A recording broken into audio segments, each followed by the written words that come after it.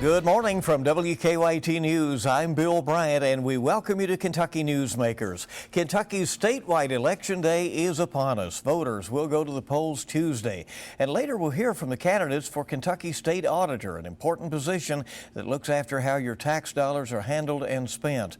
Incumbent Republican Mike Harmon and his Democratic challenger Sheri Donahue will be here shortly.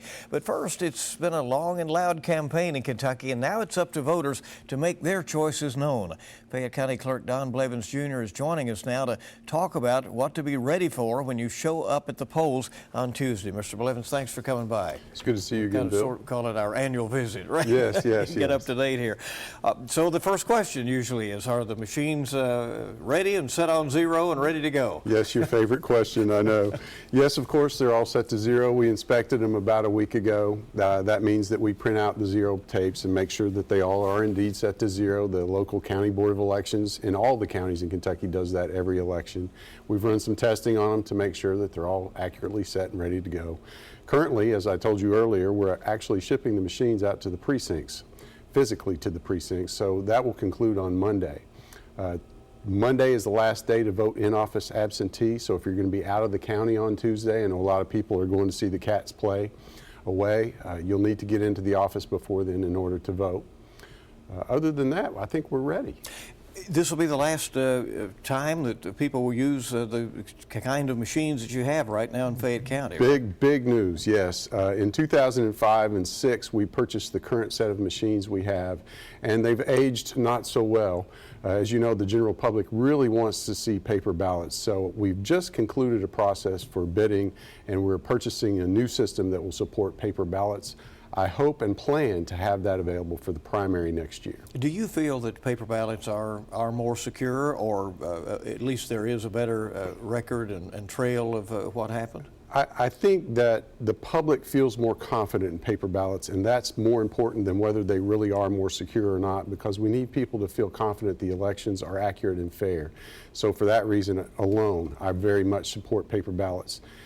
Technically, they're slightly more, not any more or less safe than the electronic machines we've been using all these years. This is a very important ballot, obviously, with the statewide races, the off-year election that we have here in Kentucky. It's not a terribly long ballot, but again, very important. What should voters anticipate when they show up at the polls?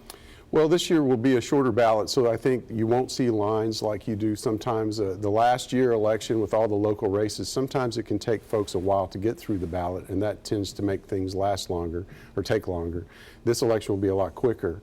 I will just remind everyone, this is one of the most critical elections for you to vote in. Local politics, both state and local, affect your life far more than the national politics do. So please vote. And the Secretary of State has, predicted about a 31% voter turnout, which is about in line with 2015. Do you anticipate Lexington doing better than that? We typically do a little bit better than the state average, but I want to caution everyone. The Secretary of State is doing math based on history, which is a proper way to do it. However, Kentucky has become very difficult to predict in turnout terms. Weather can affect the decision making. Tuesday, as I understand it, it's supposed to rain. We'll have to check in with your meteorologist. If it does rain, that can suppress the vote. I did not see the teachers turn out last time like we expected, maybe not quite as strong, but I know there's still a lot of anger there. They may come out to the polls or not. The youth vote is a wild card. All the folks between 18 and say 35. It's really difficult to predict. So I wouldn't be surprised if we were 27% or 35%. Well, the results might not be a surprise. This is a tight race. Wild card election year, it seems. A lot of voters tell us it is hard for them to make time to go to the polls on election day between 6 a.m. and 6 p.m. They have jobs, they have lives, and so forth. And there are some who push for no excuse early voting in Kentucky. You have some hesitation on that. I do. We've seen some studies in other states that have used the no excuse or just flat out early voting, and it doesn't increase turnout. And there's a lot of interesting research into why that occurs. I'll just share a quick anecdote.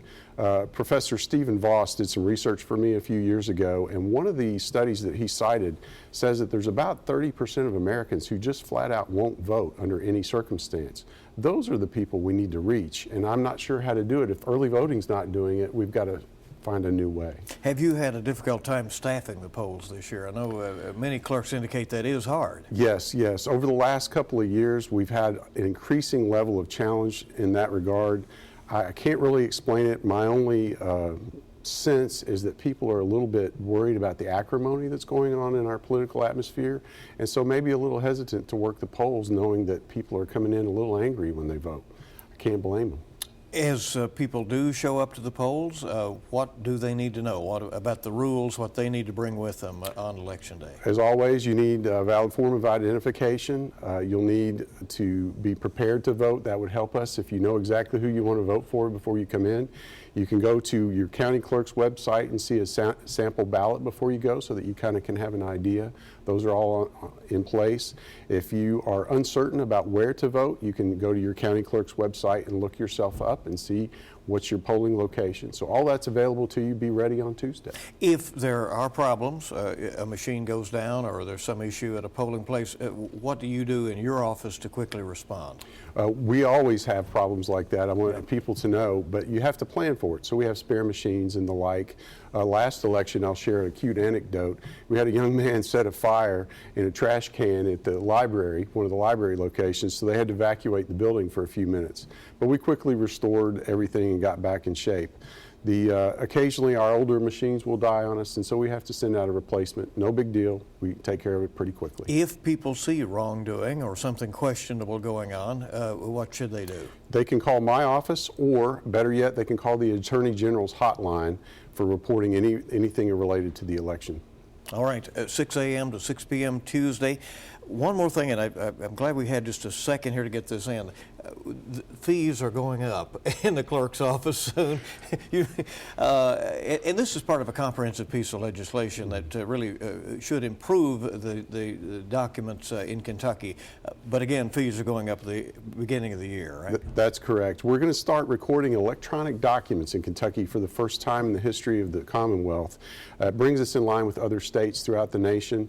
The clerks needed a fee increase to support the hardware and software that goes with doing electronic recording. In addition, we were overdue for a fee increase for well over 30 years.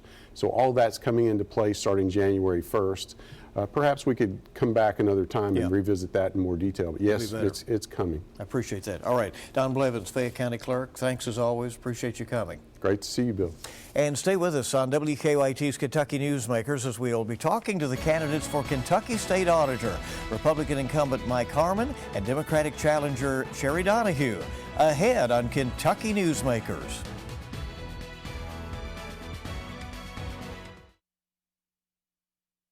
And welcome back to WKYT's Kentucky Newsmakers and our continuing coverage of Campaign 2019 with the election fast approaching coming up Tuesday. The Kentucky State Auditor has the authority to look over state and local governments top to bottom and to identify waste and misdeeds. Republican Auditor Mike Harmon won a stunning victory in 2015 when he denied Democrat Adam Edlin a second term as auditor. Before being auditor, Harmon had made history by winning a House seat from Danville, which was historically in Democratic hands. Now Auditor Harmon is seeking a second term, and he joins us on Kentucky Newsmakers. Thanks for coming. We appreciate it. Glad to be here.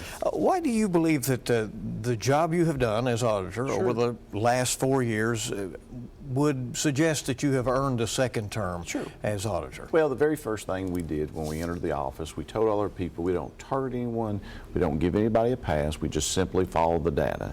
You know, we believe that the auditor's office, even though it's elected as a partisan, we believe that once you go into that office, you should take your partisan hat off, put your nonpartisan independent hat on, and go to work. Now, we've been an auditor of first. We did the very first audit of the CLEP Fund, the Kentucky Law Enforcement Foundation Program Fund, assuring the taxpayer dollars that are intended for law enforcement make it to law enforcement. We did the very first audit of AOC, which is the Administrative Office of the Courts.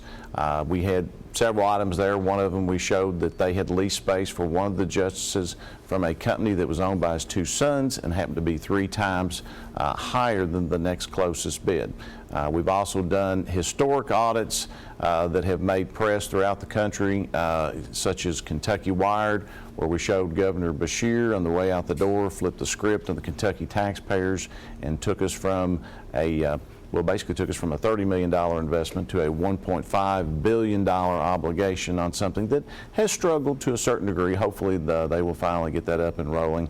And so we just stay very busy. We've also tried to be as much of a resource as we can to our officials without impairing our ability to audit.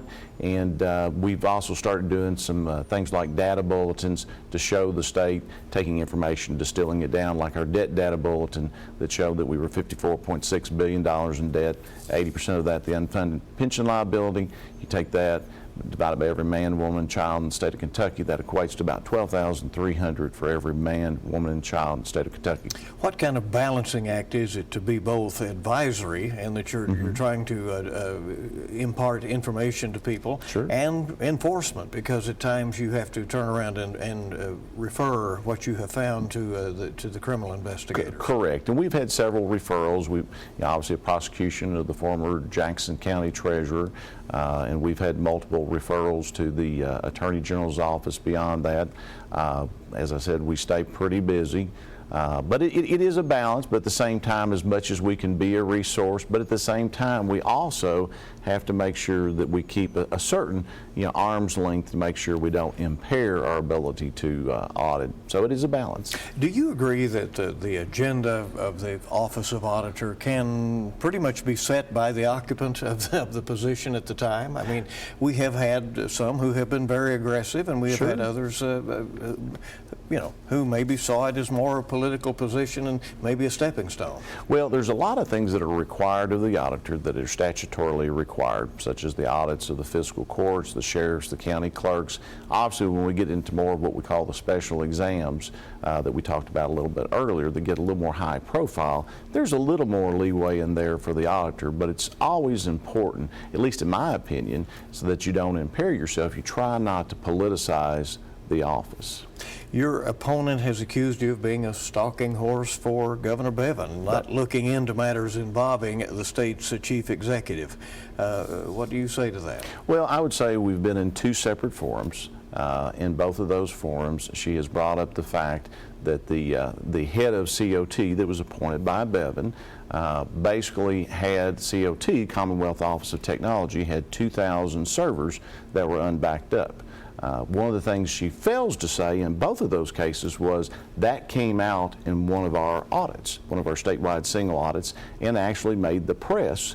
I think the Courier-Journal covered it as well as others. So we will only go where the data leads. But now if the data leads to a Republican, we've referred Republicans to the Attorney General's office. If the data leads to a Democrat, Libertarian, Independent, we will do the same. But we only report what's there. And so it's important for us to always follow the data. How do audits generally start under your administration there? Sure. Well, as I said earlier, a lot of them are just statutorily required, but of the ones of the special exam, sometimes we get those. Someone will maybe call in our tips line, auditor.ky.gov or 1-800-KY-ALERT. Sometimes we will get a request from a secretary, such as with the Kentucky Horse Park. Sometimes we'll get a request for members of the General Assembly, and we'll look at that as well. So we stay pretty busy, but like I said, those are some of the ways that we kind of generate those leads to do a special exam. Are you comfortable with the cyber security of most local information that, as far as what you have seen out there? You know, the cities and the counties and others are handling Right. a lot of information. Yeah, I think it's important for us to always be vigilant, always to work towards making sure that it's secure. My biggest concern with my opponent is she talks like she's going to make sure that she mandates additional audit procedures for IT security.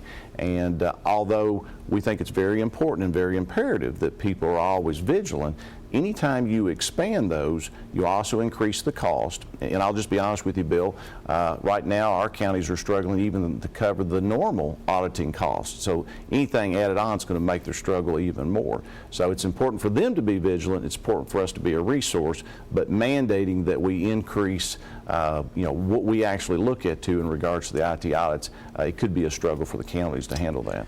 Let's look at the politics of this race, Sure. your run for re-election. First of all, I mean, how stunned were you that you won in 2015?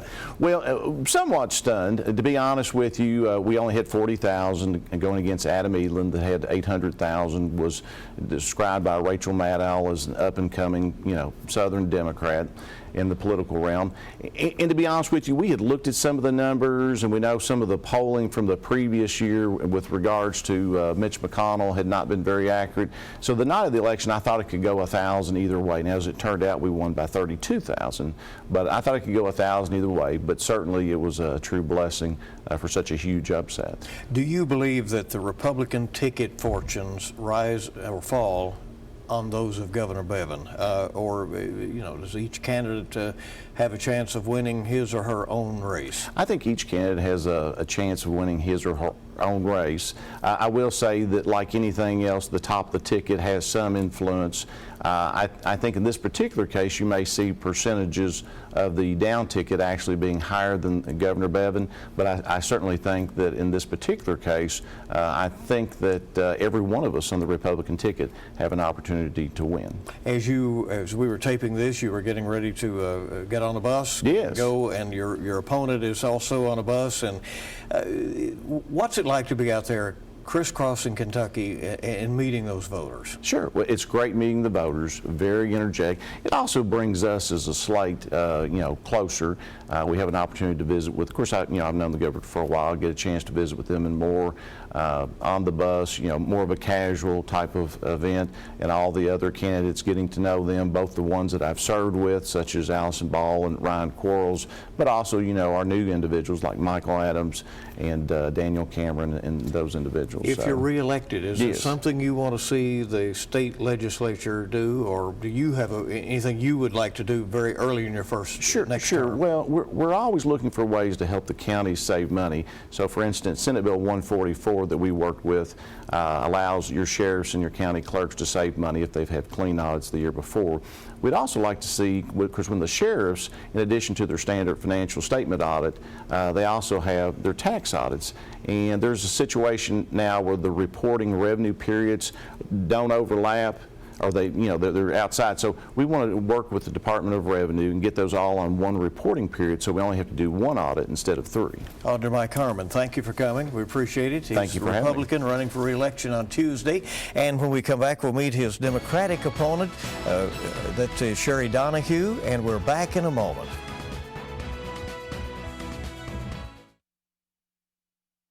Welcome back to Kentucky Newsmakers here on WKYT. We are joined by the Democratic candidate for Kentucky State Auditor now, Sheri Donahue.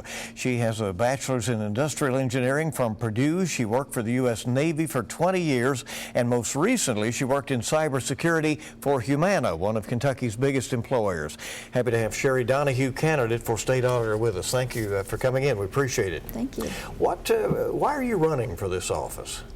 Well, the first time I ran for office was last year. I ran for state senate in Louisville against Julie Rocky Adams. Did pretty well.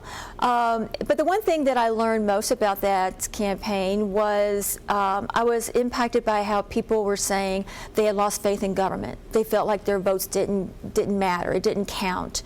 It was the us versus them type thing. And so, I spent my career working for the Navy, protecting our taxpayers, protecting our men and women in uniform. And so, I knew that I had the experience to be able to take on this office and make a difference. So bottom line, people have lost faith in government, and I feel that the cornerstone of any democracy is people having faith in it. A Kentucky auditor can be about as aggressive as the office holder wants. It is an independent office, independently elected. It does not serve at the pleasure of the governor or the legislature. You can go after just about anything you want to. How would you approach that job? Well, the first thing is I'm going to be responsive to the needs of the office. I'm sure that when Adam Edelin was elected, that he didn't know that the first thing he'd have to do is audit Richie Farmer. But I will go into the office. The one thing I want to do is audit the auditor's office. Our current auditor promised that he would do so 4 years ago, and he hasn't done it. He's done peer reviews, but that's not the same as auditing the auditor's office. I want to make sure our office is in order first. But I definitely want to do some reorganization. I want to make sure that our IT security audits are prominent and that we are doing those with the county governments. I want to make sure that we have a branch in the auditor's office that can offer opinions to help people be compliant. point. And then some of the things I want to look at, the pension system, of course, Riverlink. We have an auditor who has not done a lot of things that he should do, like questioning Brady Industries and economic incentive packages, or the governor's cover-up of the use of the state plane. So again, I will be responsive to the needs of the office, but when there are things that concern our citizens, I will definitely ask those questions. So if you were in office and something maybe even came into the news cycle, this might be something you would jump on. You mentioned the River Pass situation. That is for folks in our market, that is folks who cross the Ohio River and have a pass, and you have concerns about how that's being accounted? Right. Well, yes, if you're going from Louisville over to southern Indiana, they just have cameras that take a picture of your car and your license plate, and they send you a bill, theoretically. However, for so many people, myself included, so many people that have crossed the bridge, they don't get a bill until several months later, and at that point, it's past due. So instead of paying $2 and something, you might be paying $80 because of late fees. And then sometimes they'll bill you 2 and 3 times for the same trip. It's just not being managed correctly. And so that's something that is of huge concern to the people in that area. Another thing, the people in eastern Kentucky, it's going to be things like Martin County water.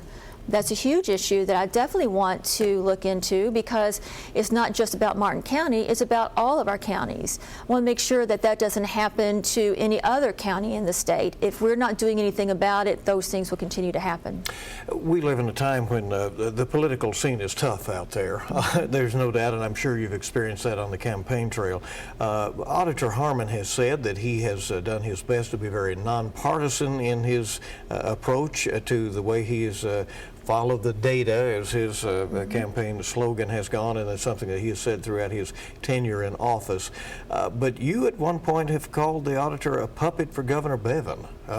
Do you feel that he is not as independent as he should be? Absolutely. Like I said, there are several things that the auditor's office should be looking into. One thing for sure is 4 years ago he promised that he would do a full audit of the pension system. We're 4 years in, and the only thing he's done is an audit of the transparency of the pension system, which is not about what's going on. And when questioned about it on KET, he said, well, the governor did the audit of the pension system, so he didn't have to. This should be an independent office.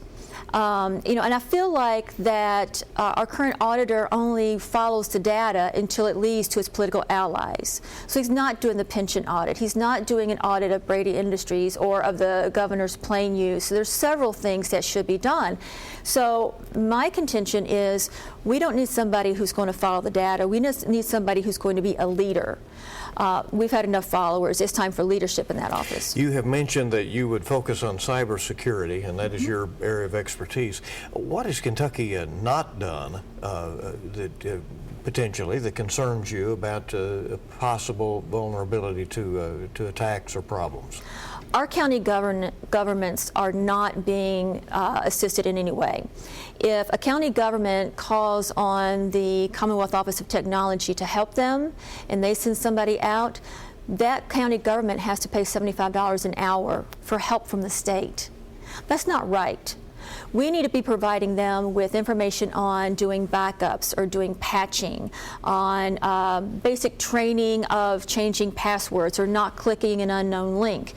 As I've talked to people in PVA and treasurers and county clerk's offices, they want that help with cybersecurity. There's a lot we can do to help them, and when we go out and do these financial audits, we need to be offering them advice on things that they can do to help themselves be more protected. So you see the office as having an advisory role as well? Absolutely, absolutely. Now that office should be there to make sure our taxes are being used in compliance with the regulations and protecting our taxpayers and protecting their information.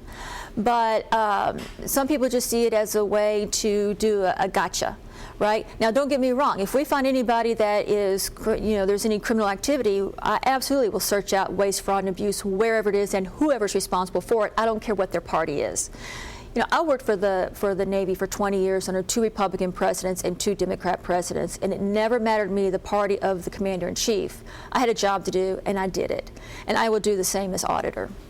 As you campaign for this office, you're on a bus tour now. We taped this just before you were getting ready to leave and that sort of thing. Have you enjoyed the experience of going across the state? It has been the joy of a lifetime. It has been such a unique experience, and I've enjoyed every minute of it, even through a broken ankle through most of it.